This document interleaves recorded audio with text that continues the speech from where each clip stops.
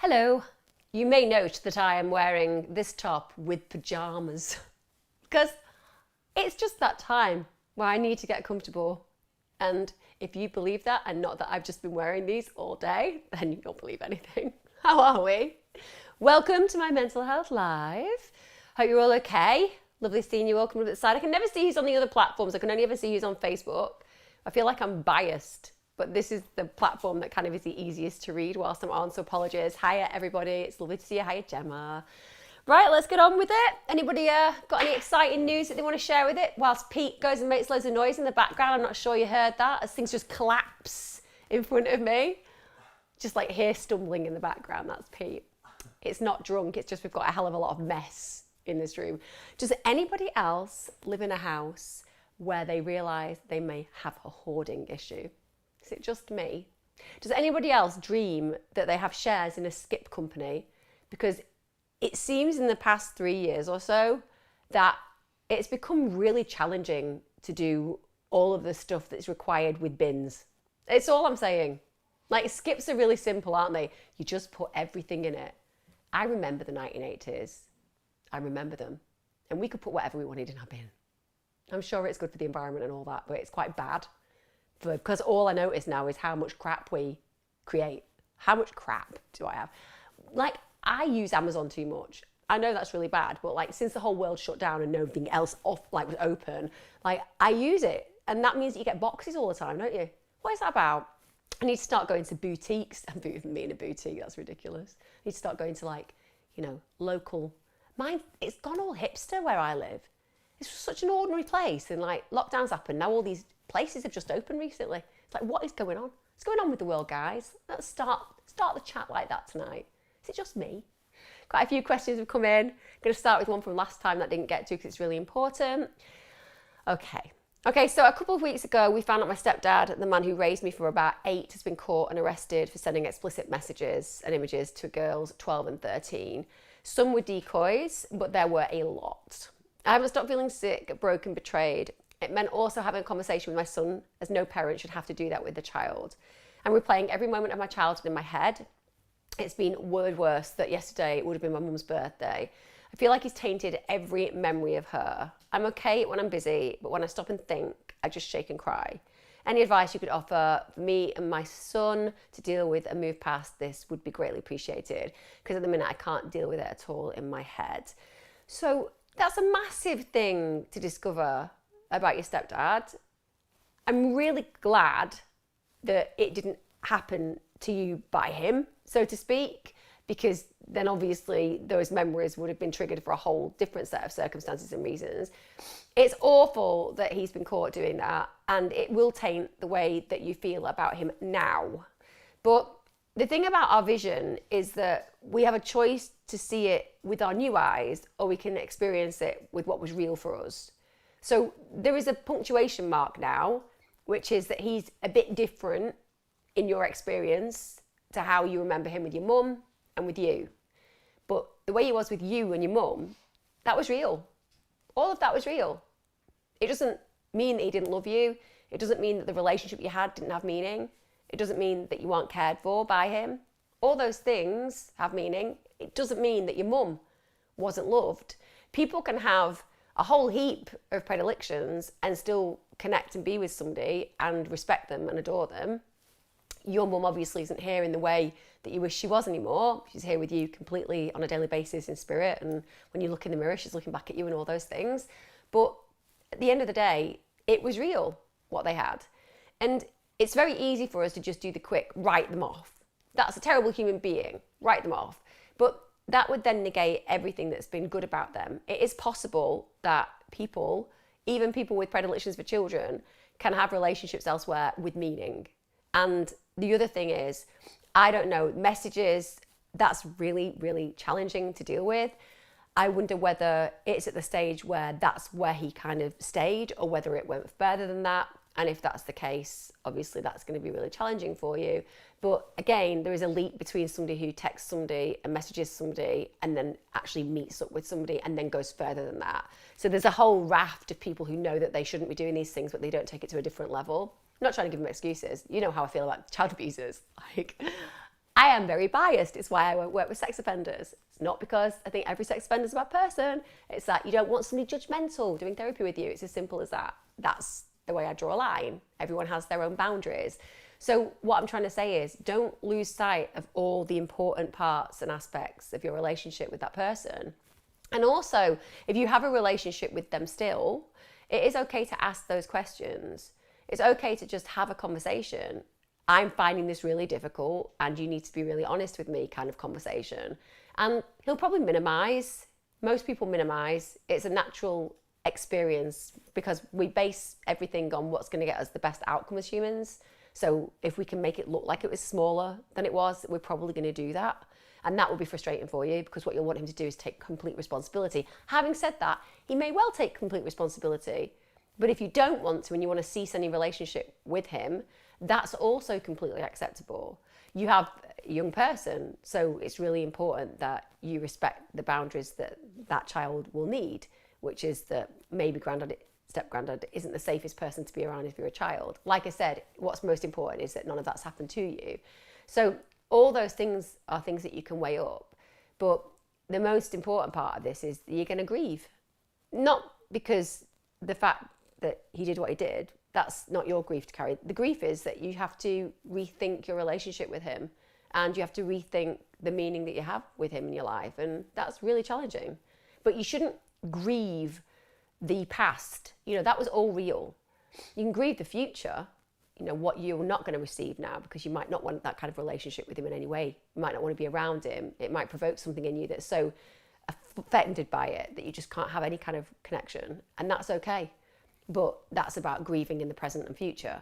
But the past is still real, all of it. And it's the same for your son. Learning that people can be really good 85% of the time, 95% of the time, and then really bad some percent. That doesn't mean that the other percentage didn't have value. Like I said, it's miles easier to just be like black and white thinking. That's right, that's wrong. That's yes, that's no. But often life is more nuanced than that. Not that anyone would know about nuance. Since 2020, nuance died. But when I was young, nuance was there.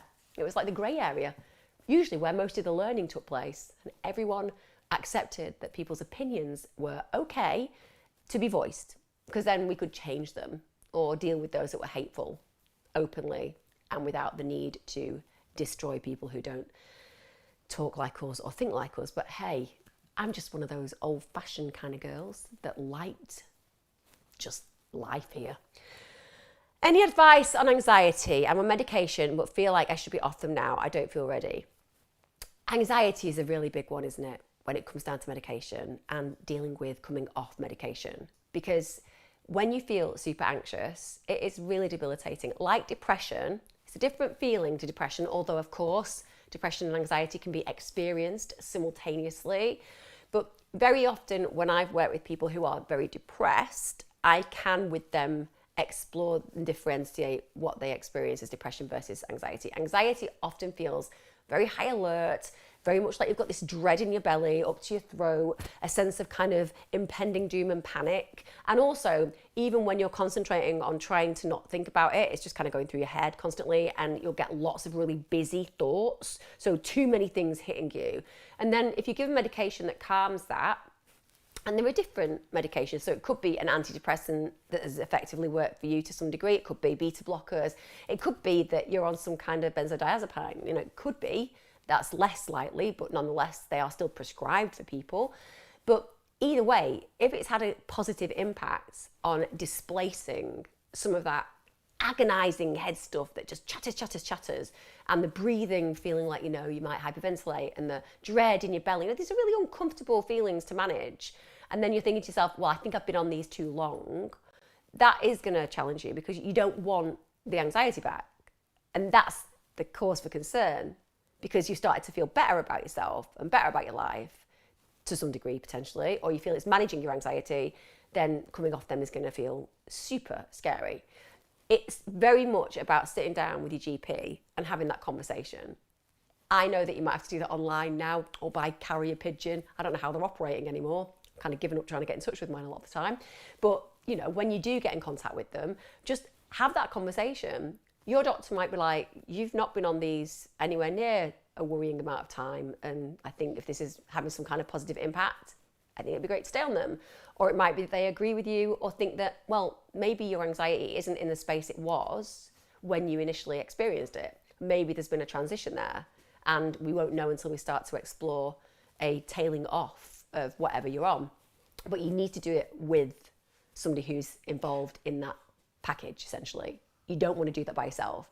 I just feel like when people get really upset about the fact that they've put themselves in this position where they need to come off something because they've got this idea that they're failing if they can't manage alone, that's the worst place to go. Like, the best place to go is be with somebody who can help you in this way. Get a doctor to work with you and do it in that context. Also, it might be that you've got some kind of therapy around, and if that is there, that would be great. If not, I hope you're on the list for it. And then the other things with anxiety that do work, that we know work, if you can hear some weird noises in the background, it's because the dog's just walking around. Like I said, there's a laissez-faire attitude in my house where this dog is concerned. She's allowed to do what she wants. She's like the matron in the picture. She just gets to be here.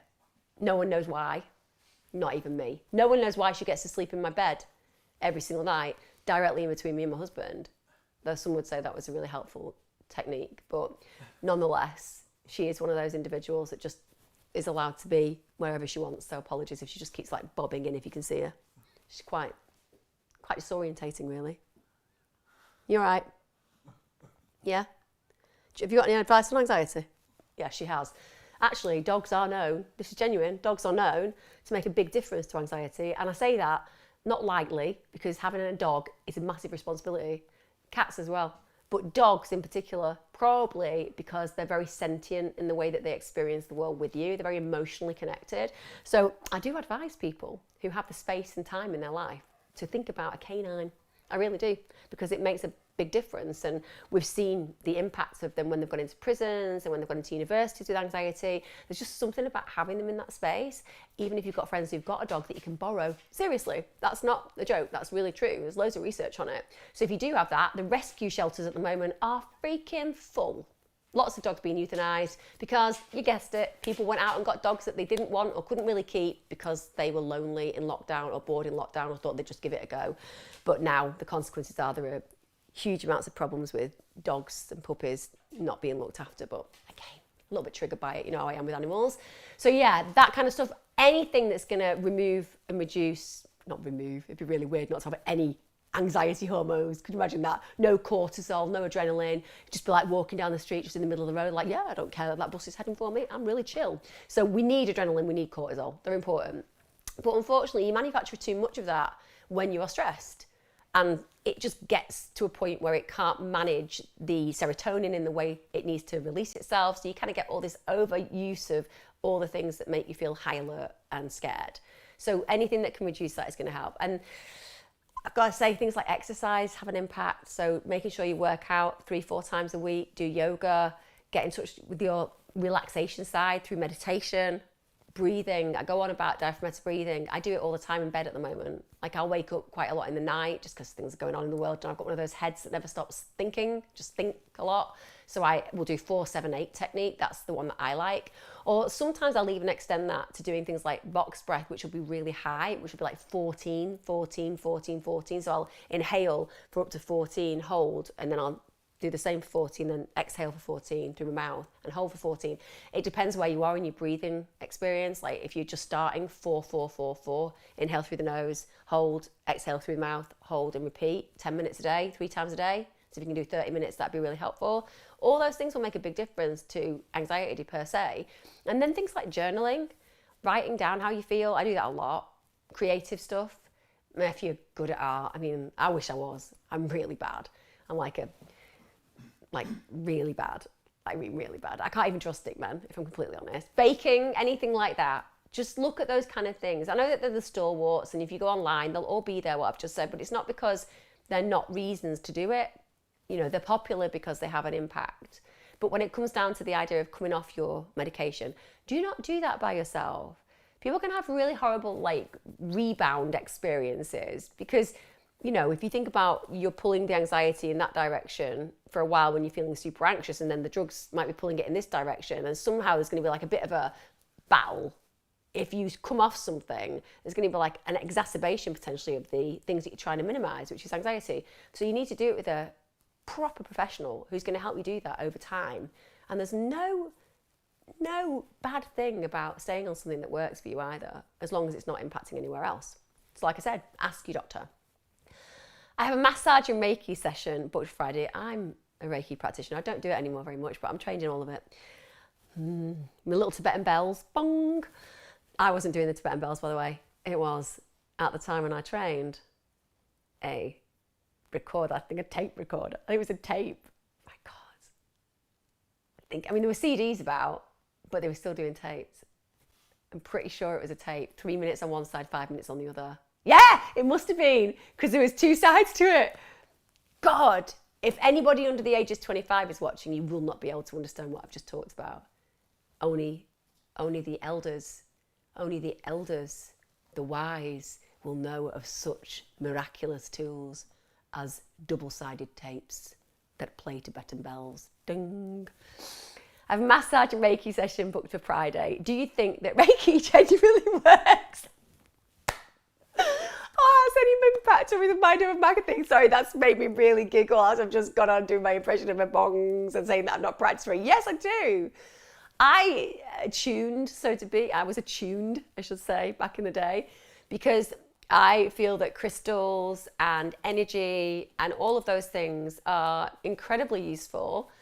I also acknowledge that the research fundamentally that would be required to actually put money into proving that doesn't happen.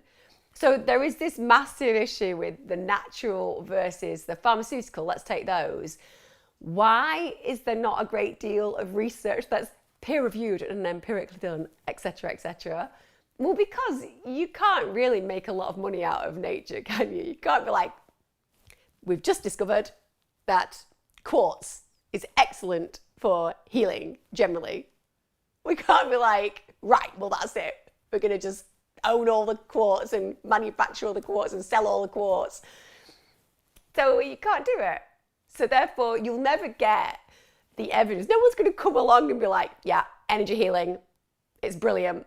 Definitely do that instead of this really expensive drug. You know, it's like the way it is. So I'm always really clear about the fact that when I see natural experiences and products and people doing certain therapies that others report are really helpful for them, it's really annoying when somebody goes, that's all rubbish. And that will constantly be the kind of thread that I hear. It's really frustrating. It's mean, that's not funded. That's what it means. That's not funded. We can't make billions out of that. So we're just going to say it doesn't work. What works for you works for you. There are some people who will find Reiki unbelievably beneficial. There are a lot of people who used to say, and this really annoys me, that acupuncture was just ridiculous. It was useless. And then, you know, fortunately, because of a lot of kind of, shall we say, very experienced individuals at high levels were like pushing it forward. And now it's NICE guideline approved for things. So we can see that there are opportunities for more natural treatments to occur in lots of different walks of life. But I think with Reiki, it's all about how it makes you feel. That's the key.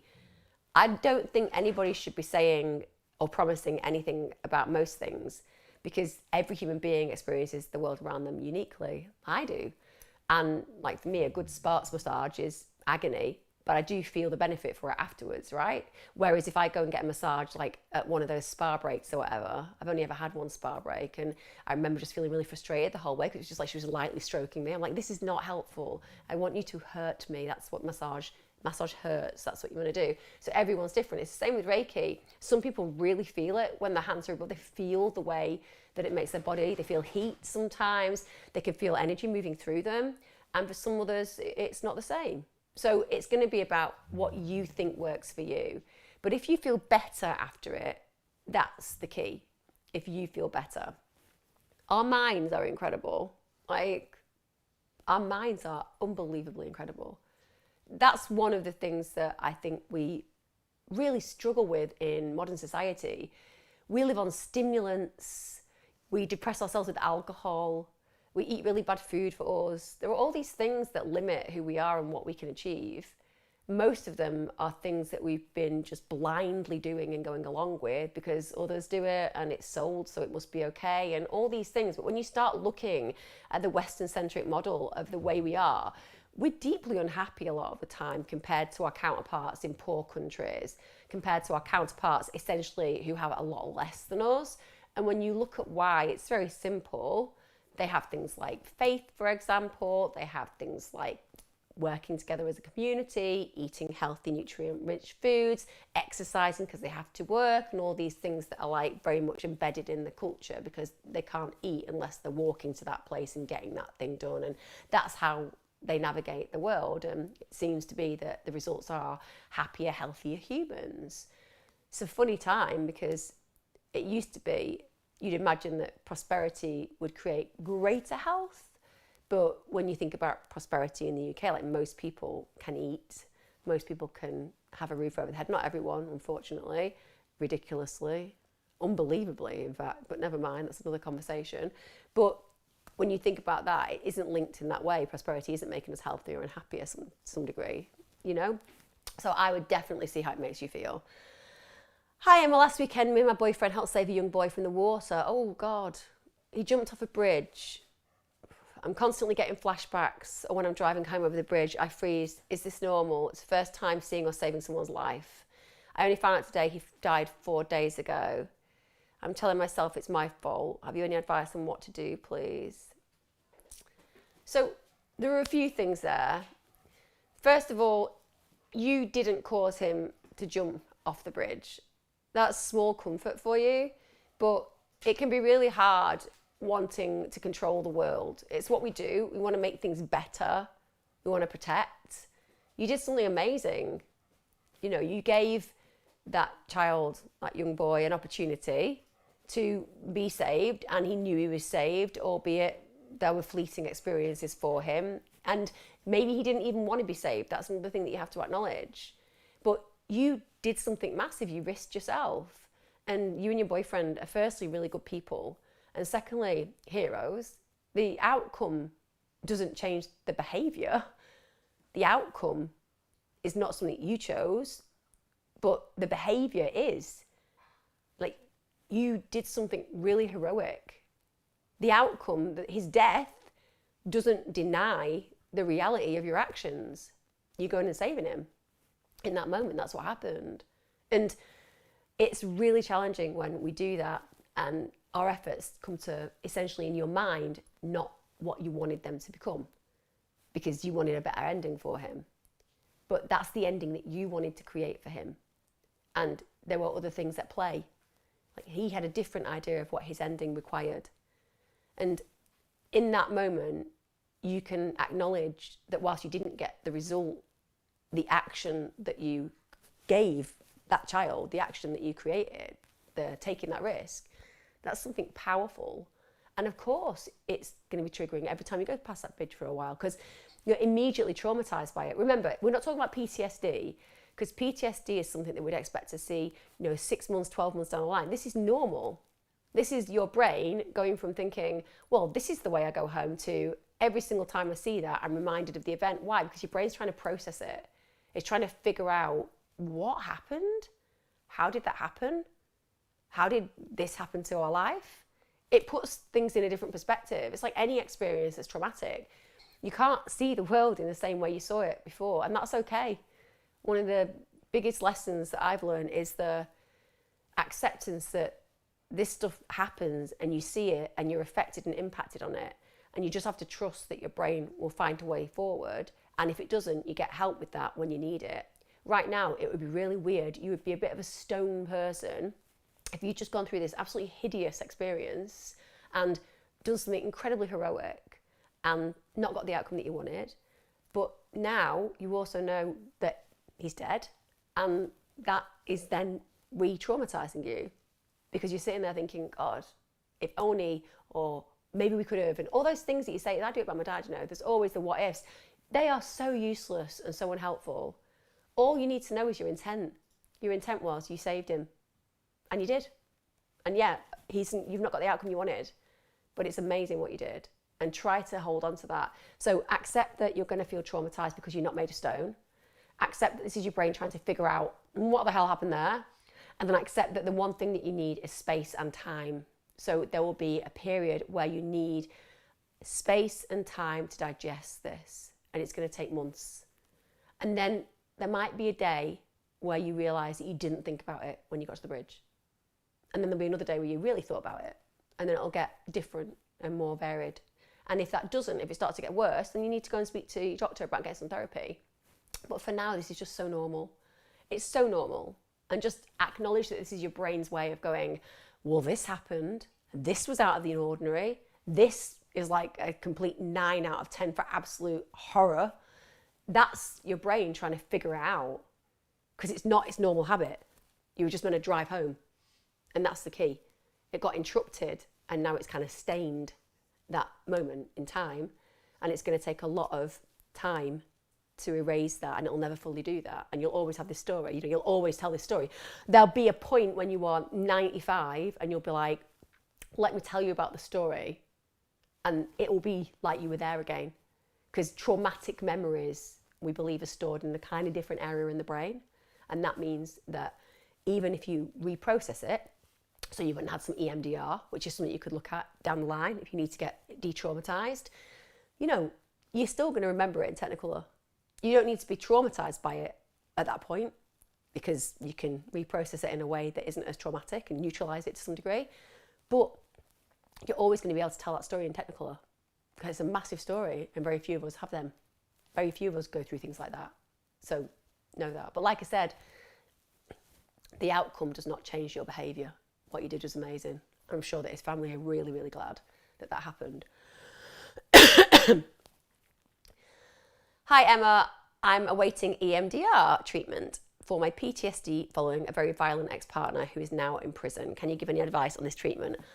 If you've got a good EMDR practitioner, which you should have, they'll either be a clinical psychologist and they'll have done specialist treatment in EMDR, or they'll be a registered psychological therapist, but they'll be MBACP accredited, which means that they'll also be at a level where they can do the EMDR. So you do know that they are at least highly qualified, usually super experienced, and that they have a definite interest in working with trauma, a specific interest in working with trauma in this case. That means that you're going to get somebody that you know has got some weight behind them regarding their experiences, and also the fact that they're interested in this area.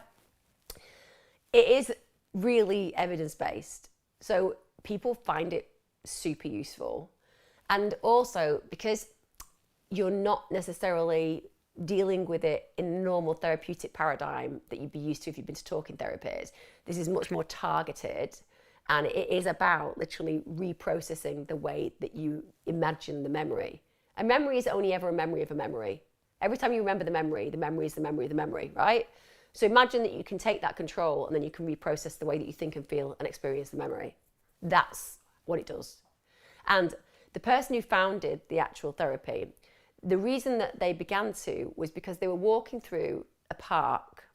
You can look this up, I'm pretty sure this is the way it goes, but it could be a memory of the memory of the memory, so who knows, I might have embellished it. But they're walking through a park and they were thinking about traumatic memories. And at the point, they were looking up at the trees and they suddenly realised, why doesn't it feel as traumatic when I'm looking up at the trees and moving my eyes? And that's what spurned it on. That's what began it. So it is very much activity-based with the practitioner.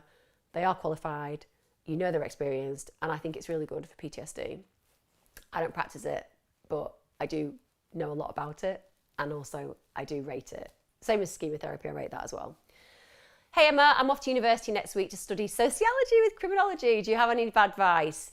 I honestly, at university, the only advice I would say is get the most out of the first year, because like the first year at university is fun and you can just enjoy yourself, and don't move away with your boyfriend. Like, somebody should have given me that advice. Oh, they did, my parents, but never mind, I just ignored them and did it anyway. Why didn't you go into halls? I could have had so much more fun. So much more fun, that's all I'm saying. Just carry that weight with me. My bloody know-it-all idea when I was a young person. I'll just move away with my boyfriend. Foolish idea. Don't do that. So I would say just enjoy the first year, Second and third year, it gets a bit more real. Third year, it does get real. But also, brilliant subjects. Sociology and criminology, amazing. You'll love it. I love the fact that you're incorporating those because they are a really good match. And the main bit is just don't stress about anything. Just try to live in it, the moment. It goes so fast. Like university is like, it's gone. It's weird. My eldest boy hasn't gone to university. And it's weird because I just always assume that my kids would get to like 18 and go to university, but neither of them want to go. And I kind of have a little bit of loss in it because one, they come back for 6 months of the year, which I would find amazing. It's like I never want my kids to leave anyway. So it's like a halfway house, like don't ever get to a point. And then I'd have a massive issue probably with debt. So I get to keep them for even longer. Sorry, I am being sarcastic. I'm sure that people aren't going to be saddled with loads of debt, but you know what I mean? I would have really happily have my kids forever. But it's weird because they're not going to do that. So yeah, I'd say as a parent of kids who aren't going to university, just go and really enjoy it. Be thrilled. Join clubs. Meet other people. Don't be afraid to talk to the people in your class. Don't do what we did at school where we get stuck in groups. Like move around. Like learn about the people that are in your halls if you're there, or learn about the people that are in your class. Like make a massive effort. Speak to strangers. Like I said, join groups. Not the rugby groups though. They are crazy. Like it's the wildest groups. You'd think with sport it wouldn't be. But honestly, some of the things that I saw people in the rugby groups do was stuff that I'm not even sure is legal, but certainly it was really grotesque. They party hard, that's all I'm saying. But yeah, do that. My advice is not about criminology and sociology. That's what your teachers are going to teach you. You'll love it. There'll be loads of independent learning. My advice is more about life. Just really enjoy it. I'd love to go back and do it all again, me. Hi everyone. This is on behalf of my best friend. I'm struggling with being separated from my nan. She's in a care home and wants to come home, and the whole family support her with this. The stress of not knowing is really impacting on my trick. I'm worried about losing my hair. Do you have any tips for managing trick? So hello everyone, this is on behalf of my best friend. I'm struggling with being separated from my nan. She's in a care home and wants to come home, and the whole family support her with this. So I don't know, can she not come home? I'm asking that question. Can she not come home? Is there still issues where people can't come home? I've not really kept up with the elderly home issue, but obviously if that's the case, it's really difficult if you can't see your nan. Trichotillomania, which is hair pulling essentially, is something that we know is anxiety spectrum based. So of course you're going to be worried about that. When you have trick, you know that that's one of the ways that you soothe yourself in anxiety, then it's going to be triggering, isn't it? Now there are a few things. There's an app called Calm Harm, which you should be able to get, and that helps with those feelings.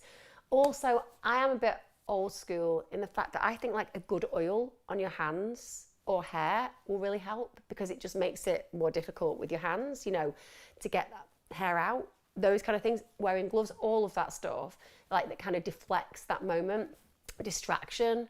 So literally knowing, instead of allowing yourself to zone out whilst you're watching TV and just doing the pulling, you know, those kind of moments where you know that you're doing it, but you're just allowing yourself to do it. It's about pulling back and going, okay, this feels really uncomfortable, and I know that the way that I respond to this is I pull my hair. So you feel the feeling and then you create the action. This is more of a, okay, I feel really uncomfortable. I know that I would usually pull my hair, but I recognize that this is really damaging for me and it isn't going to give me the result that I require. It won't actually soothe my anxiety long term, and it will damage the way I feel about my hair and myself. Therefore, the cycle feels much more like I can, sorry Pete, did you say? Oh, the family trying to get home. I feel really sorry for you with that. I hope that she can get home, because you deserve to get her home. Like, we're talking about people, aren't they? Like, people have got rights over your family. It's really painful. I'm really sorry that you're going through that. I don't understand it either. Surely they could just self-isolate her and then let her go home. Wouldn't that be okay? She could just go and sit in a room and then have a COVID test? I don't know. We've got loads of tests now. Surely we're at a point where if she's been in a care home, she'll be like double jabbed, triple jabbed, I don't know. It seems really strange that. So yeah, I really feel for you. I can't give you any advice on the care home situation. I just know that it would be something that would be very concerning if you just want to have her there. But it's how wonderful that you've got such an awesome family. What a wonderful family that you all want a home. And that means that she's really well loved. And I suppose if you could concentrate your efforts more on that direction as opposed to the destructive direction, which is what happens when your trick happens. And like I said, it's more about, okay, how do I distract myself from this uncomfortable feeling? But instead of using something like pulling, we go, okay, I want to be distracted from this uncomfortable feeling. Before I do that, I'm just going to like sit with it. And you're like, what is it teaching me? Okay, anxiety. It's teaching me to find this calm. That's why I'm saying about the Calm Harm app. That's why I'm saying about things like before when I was talking about anxiety, talking about relaxation, doing meditation, journaling, all these things that just take you away from that. And then, like I said, there are those good old methods, like wearing gloves, which might sound annoying, but it just helps to remind you, right, don't get carried away, don't allow yourself to do that. And also using things like oils that can help you to just kind of not pull. There's also some stuff you can get online. I haven't tried it. It's like a liquid, I don't know what it's called, but it makes your head tingle when you put it on there. And some people with tricks say that that helps. But there are some really good communities online as well, where people share their tips and tricks to kind of prevent pulling. But the main thing is you've acknowledged it and you're working through it. And like I said, I think that people who deal with trick, they have a lower pain threshold, higher pain threshold. So that's one of the reasons why you don't get the feedback. Most of us would be like, oh, I don't like doing that. You don't get that. So great when you're in labour with a baby, but not that great when you're trying to deal with this. But just try those things like Calm Harm. Are you coming to London for your tour? Oh my God, at some point, I don't know. It's like out of body experience every time I do it. But at some point I will be. The only thing is at the moment,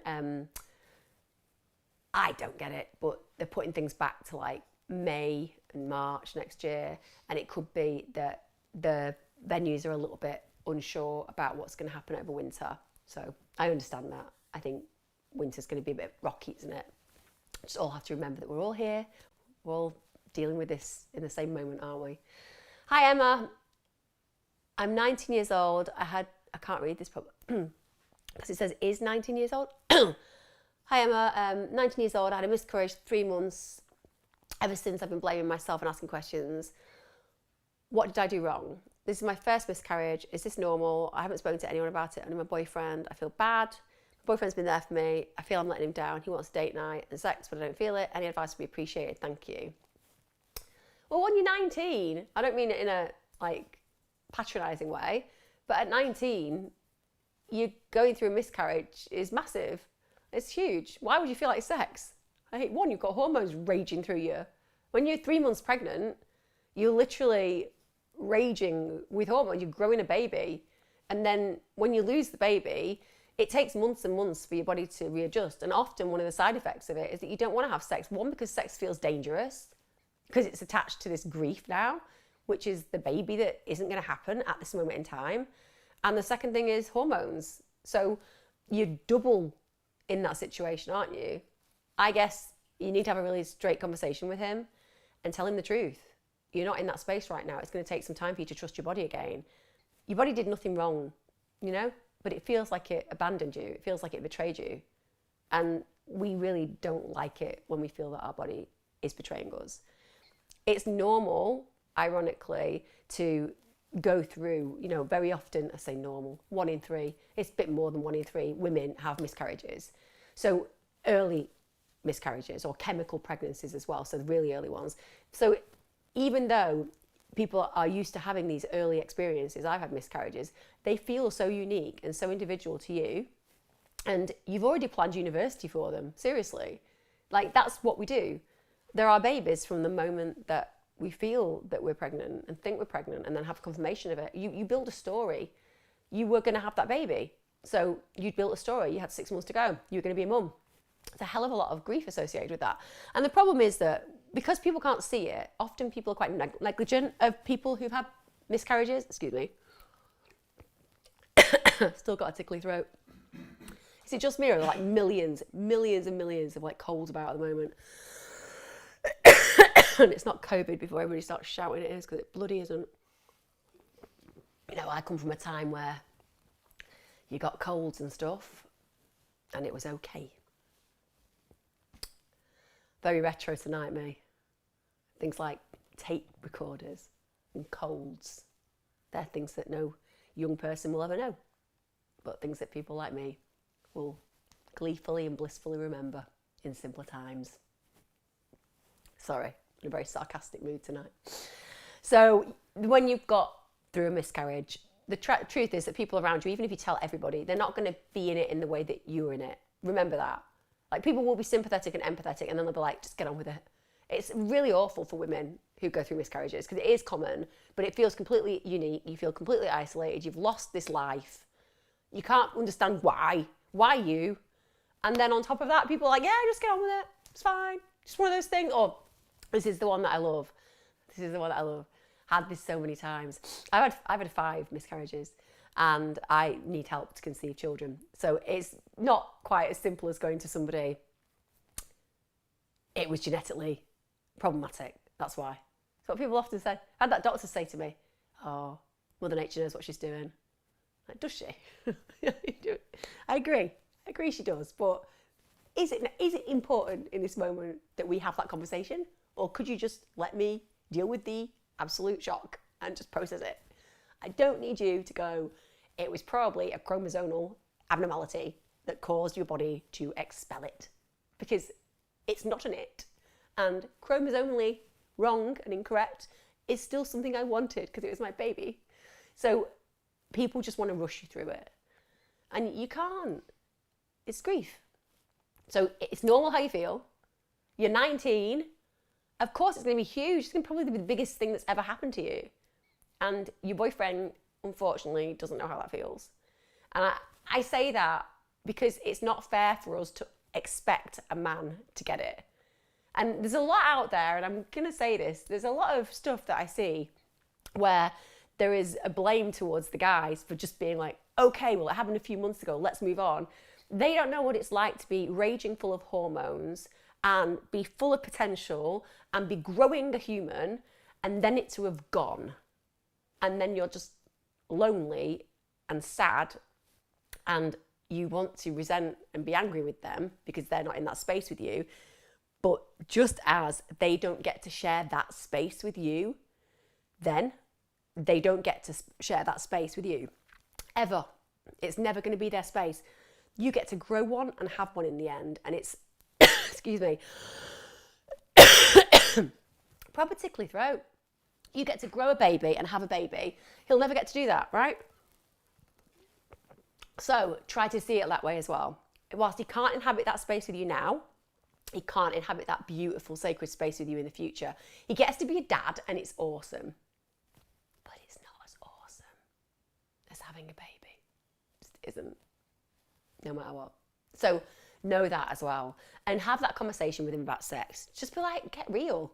Sex really right now is threatening. Sex is upsetting. Sex is reminding me of what's going on. And I need to work that through. And if you want to try for another baby, make sure that you feel that you've dealt to some degree with this loss to a point where you can do it again. Just because you've had a miscarriage does not mean you are ever going to miscarry again. Most women don't, you know? And even those who do, people like me, I've got 2 beautiful boys. So your journey as a mother is just beginning.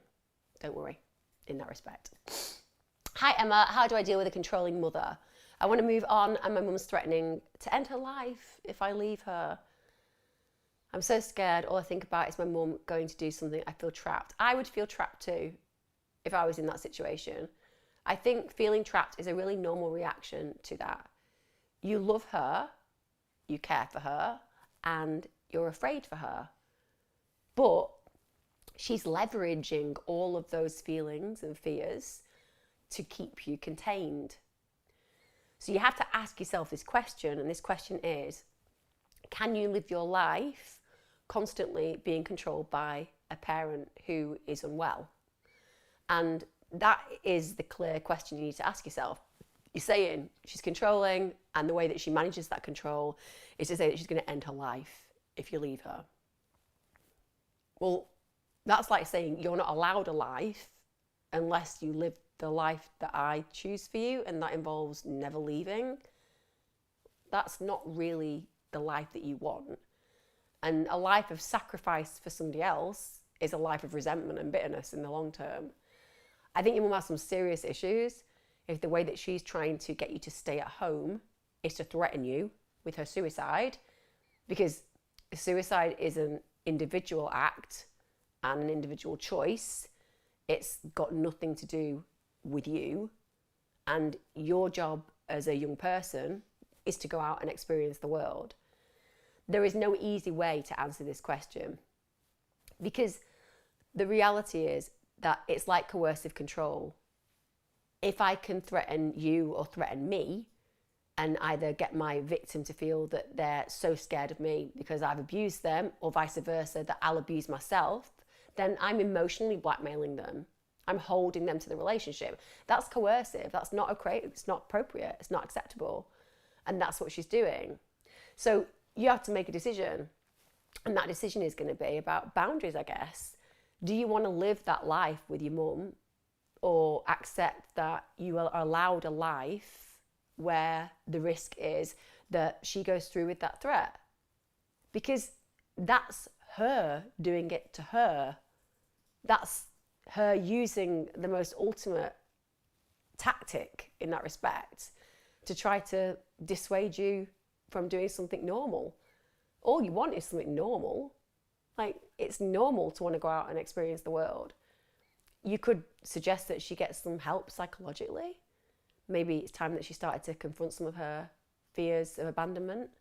Maybe there are some deep-seated realities to that. Sometimes somebody who's very controlling can be very scared. And so the way that they get is a bit hysterical or dramatic. Maybe there are some underlying conditions that haven't been explored. And that if she gets that kind of help, she'll be able to manifest great change in her life. But if it comes down to what should you do, ultimately, we have one life, and that life is best served doing things that we appreciate and enjoy. And there's a lot of loss in life anyway. It sounds like you've not even been allowed to start your journey of finding. And like I said, there'll be years of loss, because that's the human condition. So when you're young, it's the one time you can go out and do things without that worry. I don't think that you should be thinking about being guilted out by your mum, is what I'm saying. I can't say just leave her, because that would not be appropriate for me to just advise you. That's not my job to make a decision for you. I'm just telling you what I think is good for mental health and wellness, which is not being coercively controlled by a parent who's threatening their own life at a cost to your life. That would be my main suggestion, to actually think about it in that respect.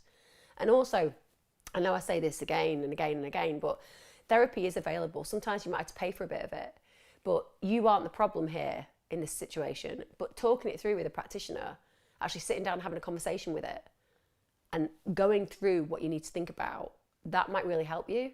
So you might not have a lot of money, but even if you can just afford 1 or 2 sessions with a therapist, just to be like, right, the reason that I'm having these sessions is because of ABC. And at the end of these sessions, I want to get DEF, this is what I want. That means that you go in with a real dynamic attitude about what you want to achieve and what you want to receive. And it can mean that therapy can be done very well, because you're not going in because of your problems, you're going in because of somebody else's by proxy and how that relates to you. So it might be worth doing that as well. I'm a big believer in getting a bit of therapy that can just like get you through those bad times, just like a little bit, just like a little tiny bit to just talk you through. I'm like one of those people who's like go in and be like, right, just be quiet.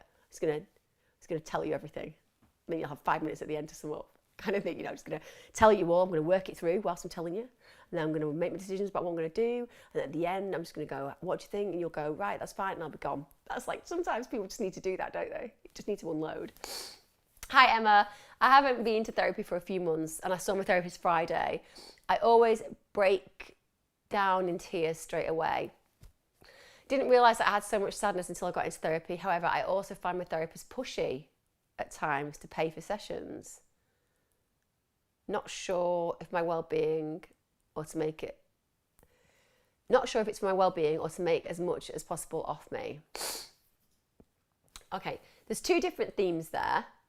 Entirely. So there's one, your therapist wants you to pay for sessions, and it might be that, I don't know, they do bargain basement ones if you get 10 at a time. I don't know. Or it might be that you get 3 at a time. Some people do. So some people will be like, you've got to pay for 6 sessions because it's their diary. They're taking you on. They want to make sure that you've got some commitment. They need to know that they're going to get paid. They're all normal things. That's what we do. The thing about therapy is, and this is one of the problems, this is one of the reasons why I really struggle with a lot of the things around it, is because it's therapy, which is a vocational experience to some degree. You do it because you really care about people, but there's financial incentive in it. It's kind of a mismatch at times, isn't it?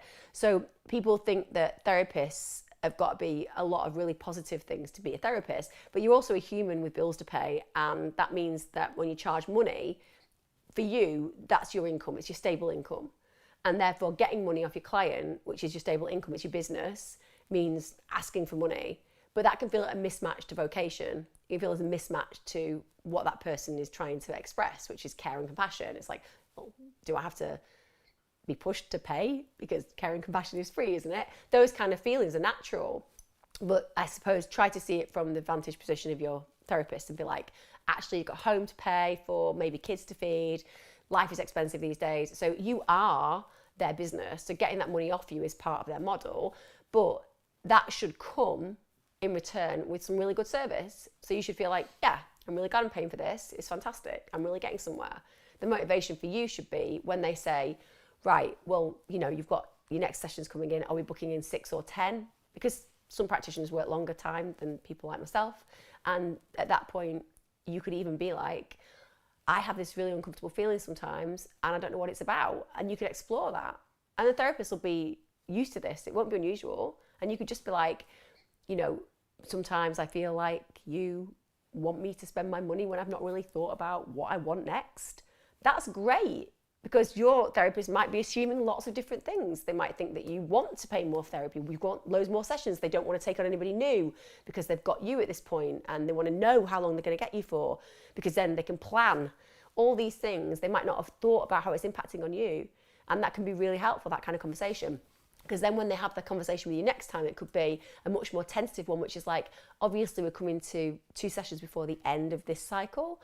I'm just wondering how you feel, and I'm checking in about whether you want to have any more sessions. Because that can be a much more tactile, I suppose, experience to some degree, you know, like a kinder experience of dealing with money. The other side of it is, you're crying all the time, you're sitting there and you've got loads of sadness in you. Brilliant, that's great to acknowledge, because it means that you're saving it all up and you're one of those people who've gone through life just internalizing the pain. And now this is the first opportunity where you just go and you're like, I don't need to internalize in this space. That's great. But it's what's being done with that then. So how is that being dealt with? Are you happy with the way it's going? Do you feel that you're on a journey where you're with your practitioner and you're finding things out that are important? And if the answer to those is yes, that's amazing. And I guess it's money well paid and spent. But if it's not, and you feel like you're just keeping hold of this stuff, get into a session, crying, not really getting anywhere, going and doing the same again, then arguably you might want to think about exploring other avenues. Like I said, there are lots of therapists around. There's as many therapists as therapists. That's a lie. There are a lot of therapists though. That's what I'm saying.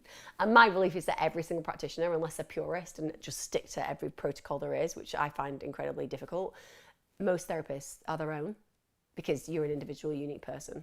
So you go to one practitioner, it's different from another. That's the key. So explore that as well. But it's great that you're having therapy, and it's great that you return to therapy, particularly if you feel that it's been helpful to some degree. Can you help dealing with trying to start to date again after a 12-year relationship ended due to my ex cheating and leaving me? I constantly feel that guys don't like me and they're going to do me wrong, and I don't like me. I overthink everything and it's so hard. I want to find someone so much, but my head makes me feel so shit about it all the time. And instead of finding it a bit exciting, I always feel depressed and worried. Well, first of all, you've had a massive loss. When you've been in a 12-year relationship and you completely trusted somebody and then they cheat on you, it happened to me. That was my first marriage. No disrespect to my ex-partner, I get on fine with him. But it was with a friend, like a really close friend. And it is one of those situations where you sit there and you're like, wow. Do you know what I mean? Wow. You just needed to say you weren't happy, or you just needed to tell me what was going wrong. You just needed to do that before you did that. That's how you feel. But people don't do that, do they? There's so many people that just have those lustful feelings and take that to a different level and then abuse that position. And that's what's happened to you. And then you're at this point where you're like, right, I want to meet somebody else, but the confidence is gone. Of course. You've been in a relationship 12 years. Like, when you're in a relationship, you're not walking around thinking, must mate with that person, must impress that person sexually. That's what we do when we're single. I mean, everyone pretends, don't they? I'm loving it, I'm single. We are, we do. I was single for 5 years, I bloody loved it. But when I went out single, I wasn't dressing for myself. Do you know what I mean? I was going out, dressing, hoping that somebody would think, well, that looks nice. I wouldn't want them, but I wanted that validation, yeah? And that was because partly during the relationship, you are in a situation where you're not thinking about that. You're just going out with your partner and you're not really interested in what anybody else's eyes are saying. So when you find yourself single, you've had 12 years of that, and then it's back in the dating game. You weren't expecting it. There's a mindset shift. You're not feeling how you used to feel about the person that you used to be, because you're not the person you used to be. You've had 12 years of experience, wisdom, growth. You need to get some new reflections. See, the way that you feel so bad about yourself, that's something you really need to work on, because you accept what you accept. So if you accept that you're a really worthless piece of crap who doesn't deserve an A1 partner, that's what you'll get. You'll get somebody who's less than good enough for you. If you accept that you've had 12 years where you've grown and learned and expanded who you are in so many ways, and you're a good human being and you've got a lot to offer, a bit like imagine yourself as a sales pitch. Like, you've got a lot to offer. Compassionate, loving, loyal, all these considerations. That's what partners are looking for. So you have to rebrand yourself.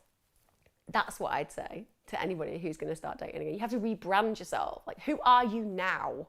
Not who are you circa 12 years ago. That's not you anymore. You're this whole new human who's got so many brilliant things about themselves, without a doubt, and so much to offer another person. And then you need to market yourself that way. Market your best points, particularly on dating apps. And when it comes down to meeting people, accept that every rejection is a step closer to connection. I mean that. Every single rejection that you have is one step closer to connection with the right person. But you have to be in it to do that. And the great thing about dating is that, one, it's much more accessible than when I was younger, because you have apps. That's the really great thing. Secondly, I am a big believer in using your social network when it comes down to dating, because often your friends will have people that know you, as in your friends know you, and therefore they can connect you with somebody that they think will connect with you, because you kind of know that person, you're like, oh, they'd get together, they'd be okay. Use that. Also, don't be shy. I think that when I went through my 5 years as a single woman, I learned more about myself than ever before. So have you done the work, Have you enjoyed being you? Have you got to know yourself again? If not, you need to start doing things like interests and activities and hobbies with other human beings who show you a reflection of who you are now, not who you were 12 years ago, who you are now. And then you're suddenly like, oh, I'm a lot more interesting and multifaceted than I used to be. That's what I felt. I was like, I miles prefer myself now. Like, that was before. I kind of preferred myself a few years ago, because I looked a bit better. You know what I mean? You kind of get this amazing opportunity to kind of really get to know yourself and be confident in that. So find out who you are as well before you worry about the dating. The dating is going to happen. And then take risks. I don't mean like dangerous risks. I mean, take risks, Ask somebody out for a coffee. Ask them out for a drink. Do what I did. Just be like, they're single. I'm single. They're attractive. I'm going to just tell them that. Like, it works. Be amazed at how much that works. Just like being honest with people and taking that risk. And sometimes it'll work out, sometimes it won't, but you're building resilience, you'll grow, and you'll develop. And it's not your fault that in the end, your ex turned out to be a bit of a tosser. Like, that's on him, not on you. And God, you got a lucky escape. 12 years is a long time. What if you spent another 12 years with him? and then he'd wasted a massive part of your life, you've got an opportunity now to go out and find somebody who you deserve and who deserves you, and you deserve way better than what he gave you. And that's not underestimating the love that you had initially, it's just where you are now. So try to remember that. Sorry I've been so croaky tonight, by the way, chaps. Just got a frog in my throat. I don't even really have a cold anymore. I'll blame my public speaking that I have to do once a week at the moment. I'll blame that. That's the fault of it. My ear went funny as well. And then my brother said to me the other day, maybe you need to have your ears shringed. And I was taken back to a moment when I was like 7 and they shringed my ear, and like going in there and thinking, what the hell are they going to do with that stuff? And then really enjoying it. I'm not going to lie. So I don't even think I need my ear shringing, chaps, but I think I might have it done. Just because I remember feeling like that was quite a nice, am I right? It's quite a nice feeling, isn't it? All right, I'll see you again soon, chaps. Loads of love.